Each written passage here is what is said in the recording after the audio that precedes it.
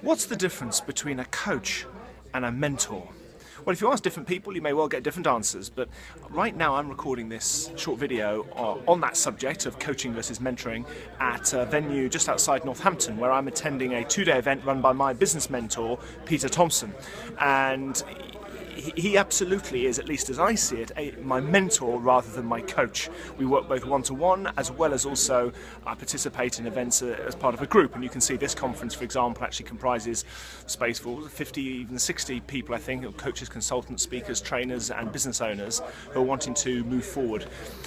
The point is this, at least as I've understood it over the years talking to people about coaching tends to be more non-directive. In fact, I have one good friend of mine who hugely experienced as a coach, and she actually made the point to me just in conversation some months ago. She said, as a coach, you don't necessarily need to have done it. You don't have to be an expert in the subject matter. You need to be an expert in helping an individual to move forward with their thinking. And that really struck me because, of course, there's a contrast between that and somebody who has actually done it. Certainly in the case of Peter, I asked for him to be my mentor because there's a whole series of areas in which he has real, meaningful, concrete, first-hand expertise. Not just as a speaker, but in running businesses, in creating high-value products, and to really pushing the boundaries as an entrepreneur, if you like. So for me, the first-hand experience that Peter brings to the party, for me, was a key decision in me wanting to engage him as someone I could learn from.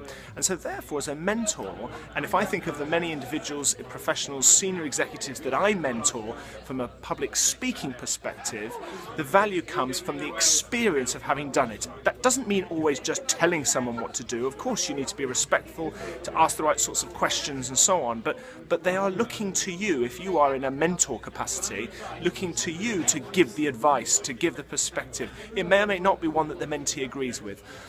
That's up to them. But nonetheless, to me, that's the core distinction. Mentors can be more directive. The role is to offer firm advice, a clear opinion based on their own experience of having worked with many people in that field and having deep expertise themselves. In my work as a public speaking mentor, I've got now very significant expertise, I feel, in the world of speaking, both as a platform speaker, as someone with huge experience of working with large groups and small groups on the subject of public speaking in a way that involved me speaking in public, but also having worked with thousands of people from all walks of life, helping them with their speaking and seeing what's worked, what hasn't worked, and so on. So that's the expertise that I bring as a public speaking mentor.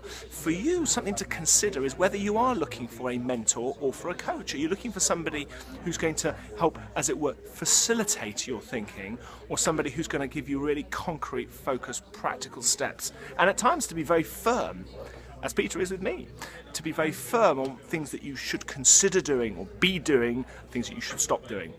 So that's something to consider. Certainly I advise you to take a good look at the people from whom you are learning in your life. If you don't have a coach or mentor of some kind, I certainly recommend it as being something to consider, because for me over the years, both working with Peter as well as with a speaking mentor some years ago who's become a very, very good friend of mine, it's had a huge impact, not to mention the fact that a wonderful relationship has developed in each case. So strongly recommend the value of either a coach or a mentor, provided you are clear on the difference and the value. Each has their place. It depends what you're looking to achieve and how it is that you want to get there. This is Simon Bucknell. If you're watching this anywhere other than on simonbucknell.com, then visit, that's my website, my home online if you like, and in the meantime, speak well, speak soon.